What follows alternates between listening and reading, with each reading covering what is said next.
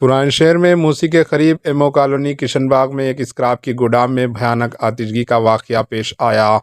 रियासत तेलंगाना के दारुल हुकूमत शहर हैदराबाद के बुलंदशहर में वाक़ मूसी के करीब एमओ कॉलोनी किशनबाग में एक स्क्रैप की गोदाम में अचानक आग भड़क उठी, जिसके नतीजे में काफ़ी तादाद में धुआं निकल पड़ा।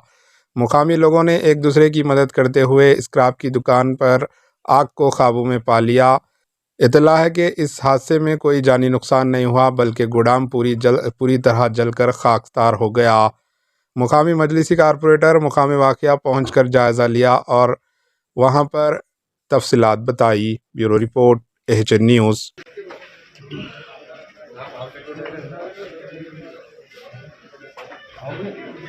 बुझ गई मौसा।